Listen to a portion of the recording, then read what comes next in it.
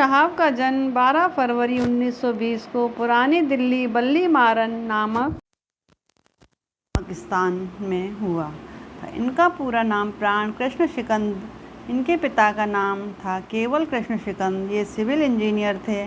इनकी माताजी एक हाउसवाइफ थी जिनका नाम था रामेश्वरी जी। इनके पिता सरकारी इंजीनियर थे तो इनका तबादला अलग अलग शहरों में होता रहता था। प्राण साहब कभी भी एक्टर नहीं बनना चाहते थे, वे तो सिर्फ एक कुशल फोटोग्राफ़र बनना चाहते थे। इसी चाहत में उन्होंने दिल्ली में ए दास कंपनी में फ़ोटोग्राफी की ट्रेनिंग ली। जब इस स्टूडियो ने अपना एक स्टूडियो शिमला खोला तो प्राण साहब को ट्रेनिंग के लिए शिमला भेज दिया।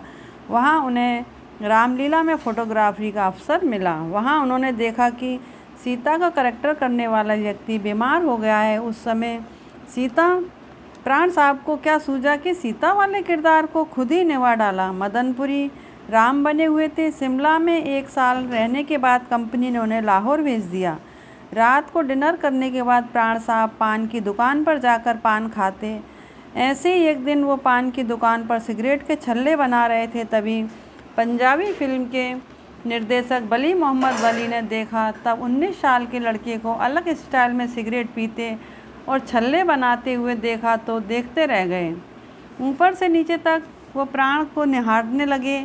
फिर पास जाकर कहा, मैं एक पंजाबी फिल्म बना रहा हूँ, उसमें काम करोगे? और कार्ड देकर कहा, कल 10 बजे आ जाना। पर प्राण साहब को ये सब झूठ सा लगा और वह नहीं गए। उसी हफ्ते जब शनिवार आया तो प्राण एक फ़िल्म देखने चले गए matinee show plaza cinema hall में। वहाँ उनका सामना वली मोहम्मद वली से हुआ। उन्होंने प्राण साहब को देखते ही काफ़ी बुरा भला कहा और कहा, तुम मुझे अपना एड्रेस दो, मैं तुम्हें तुम्हारे घर से पिक करूंगा। और अगली सुबह वह उनके घर गए और प्राण साहब को लेकर स्टूडियो पहुंचे। वहां उनकी कुछ तस्वीरें खींची गईं और फिल्म में विलेन के रोल के लिए साइन कर लिया। मेहनताना था 50 रुपये महीना। पर प्राण साहब ने एक शर्त रखी कि जब मेरा रोल नहीं होगा तब मैं फ़ोटो स्टूडियो में काम करूंगा।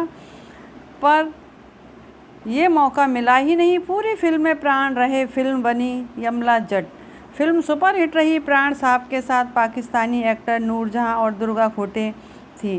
प्राण साहब की पहली हिंदी फिल्म थी खानदान। इसमें रोमांटिक हीरो के रूप में नजर आए। उनके सामने थी पाकिस्तानी सिंगर और एक्ट्रेस नूरजहां।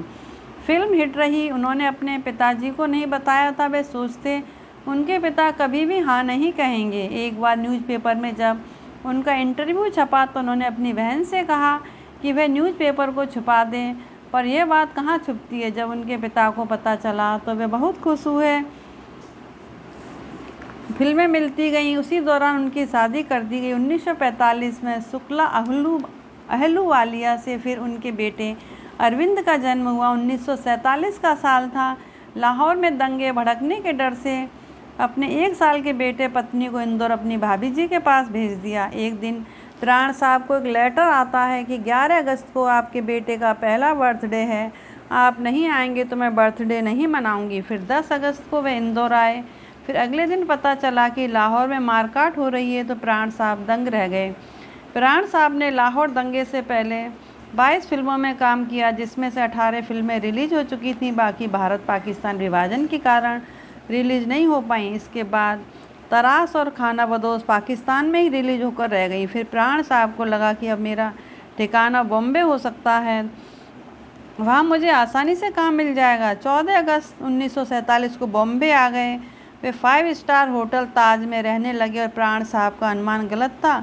उन्हें बॉम्बे में बहुत धक्के खाने पड़े। पैसा खत्म होने लगा। होटल का बिल चुकाने के लिए बीवी के जेवर तक बेचने पड़े। फिर वे अपने परिवार को लेकर सस्ते लॉज में चले गए। तंग हाली ऐसी थी कि वेलमार्ग नामक होटल में काम करना पड़ा। वह अपनी पत्नी से कहती कि भगवान ने कुछ बड़ा और अच्छा ही सोचा होगा, हमें अपना कर्म करते रहना चाहिए। फिल्मों के लिए स्ट्रगल जारी था। एक साल बाद किस्मत ने फिर से फिल्मी पर्दे पर लाकर खड़ा कर दिया। इसमें उनके दोस्त मशहूर नाट्य लेखक कहानीकार सादत हसन मंटो साहब का नाम आता है। साथ ही एक्टर श्याम ने भी उनकी मदद की। प्राण साहब को बॉम्बे टाकीज में बुलाया गया। तंग हाली इतनी थी कि लोकल ट्रेन की टिकट के लिए भी पैसे नहीं थे, तो सुबह पहली वाली लोकल ट्रेन पकड़कर बॉम्बे टाकीज पहुंच गए। क्योंकि उस समय टीसी ट्रेन में टिकट चेक करने नहीं आता। फिर प्राण साहब का ऑडिशन हुआ और फिल्म साइन हो गई। 500 रुपये महीने में काम करने का ऑफ़र मिला और वे बहुत खुश हुए और 100 रुपये एडवांस मांग लिए। फिल्म थी जिद्दी। जिद्दी फिल्म सुपरहिट रही। प्राण साहब ने ब्लेन की छवि ही बदल कर रख दी। उनसे पहले के ब्लेन फिल्मों में बहुत क्रूर हुआ करते थे। प्राण साहब को हीरो के बराबर ही पैसे मिलते। कोट पैंट पहनकर एक सॉफ्ट तरीके से बोलने वाला ब्लेन निकल कर सामने आया। अपराध, पुतली, गृहस्थी जैसी फिल्मों में उन्होंने धूम मचा दी। गृहस्थी फिल्म डायमंड जुबली रही। इस फिल्म में 1000 रुपये महीना का पेमेंट मिला। प्राण पंजाबी भाषा भी जानते थे। वे अपने मेकअप को लेकर बहुत सीरियस रहा करते थे। न्यूज़पेपर में जो फ़ोटो उन्हें अच्छी लगती उसे काट लिया करते ताकि उनकी दाढ़ी मूछ वालों की स्टाइल कपड़ों की कॉपी कर सकें। घर पर हर समय दाढ़ी मूछ मेकअप का सामान रखा रहता कि चेहरे पर वे नए नए प्रयोग ट्राई करते रहते थे। उन्होंने अपनी कई फिल्मों में दिखाया। खानदान फिल्में हिटलर के रूप में किया। कई बार वो अपने साथी कलाकारों का मेकअप भी कर दिया करते थे। वह समय भी की अहमियत को समझते थे। वह कहते अपनी लाहौर वाली ज़िंदगी को वापस लाकर ही दम लूँगा। उनकी तारीफ सभी डायरेक्टर निर्माता करते थे। उन्हें रोमांटिक हीरो के रोल करना पसंद नहीं था। वे कहते कि उन्हें पेड़ों के इर्द गिर्द डांस करते रोमांस करने में बहुत कोफ्त होती है। मैं तो वह रोल करूँगा जिसे मेरा दिल चाहता है। मैं हमेशा विलेन ही बनना चाहता हूँ। प्राण साहब को सड़क पर लोग अलग अलग नामों से बुलाते। वो गुंडे, बदमाश, 420। प्राण साहब जब सुनते तो बहुत खुश होते। दिलीप कुमार साहब के साथ प्राण साहब की विलेन वाली फिल्में सबसे ज़्यादा हिट रहीं। प्राण साहब को अपनी फिल्म हलाकू में हलाकू का रोल सबसे अच्छा लगता था। फिल्म की शूटिंग से पहले फिल्म का नाम नहीं रखा गया था, पर प्राण साहब की एक्टिंग देखकर फिल्म का नाम हलाकू रख दिया। हलाकू चंगेज़ खां के पोते का नाम था।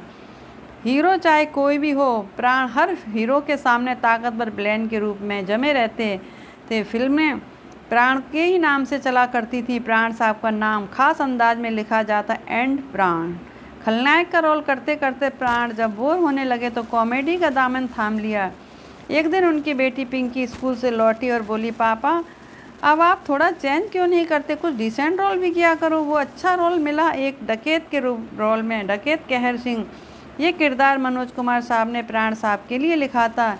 शुरू में तो प्राण साहब ने मना कर दिया, पर मनोज कुमार साहब ने कहा कि आप ये रोल नहीं करेंगे तो मैं ये रोल फिल्म से डिलीट कर दूंगा।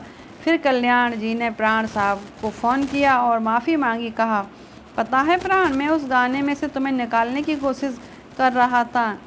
आप ऐसे आर्टिस्ट हैं जिसने मुंह से नहीं गले से हमारा गाना गाया है। प्राण साहब की एक्टिंग के कारण ही कुछ गाने हिट बने। जंजीर और डांस फिल्म में उन्हें अमिताभ से ज़्यादा पेमेंट मिला।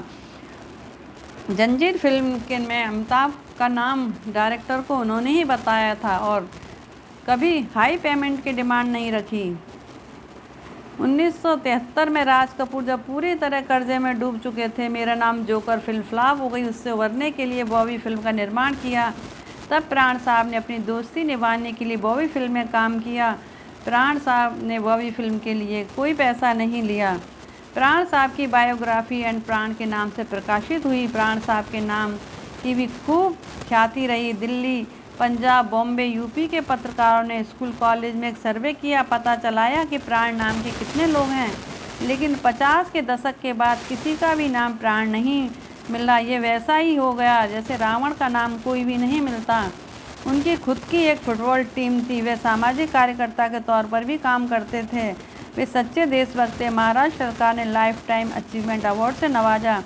साल 2000 में उन्हें विलेन ऑफ द मिलेनियम का अवार्ड मिला। 2001 में भारत सरकार ने पद्म भूषण से सम्मानित किया। जब प्राण 80 साल के हुए तो उनके जन्मदिन पर परिवार ने एक वेबसाइट का तोहफा दिया, प्राणसिकंद.com। 2013 में फिल्म का सबसे बड़ा सम्मान दादा साहेब फाल्के खुद चलकर उनके घर आया। प्राण साहब जी जा नहीं सकते थे। अमिताभ बच्चन ने 9 कैसेट में उनकी फिल्म के कुछ बेहतरीन सीन को कलेक्ट करके गिफ्ट किया। उन सीन को इतनी सुंदरता से रिकॉर्ड किया गया था कि देखकर प्राण साहब की आंखों में आंसू आ गए। प्राण साहब ने अपने घर में अपनी 70 से ज़्यादा ऐसी पेंटिंग लगा रखी थी कि जिसमें उनके अलग अलग गेटअप में थे। याकूब के बाद अमरीश पुरी, परेश रावल उनके फेवरेट थे। फिर आई वो तारीख जब प्राण साहब ने अपने प्राण त्याग दिए। 12 जुलाई 2013 को प्राण साहब इस दुनिया को अलविदा कह गए। 12 तारीख को ही उनका जन्म हुआ था। वो अक्सर कहते हैं, मैं जब जब जन्म लूँ मैं प्राण बनना ही पसंद करूँगा। धन्यवाद।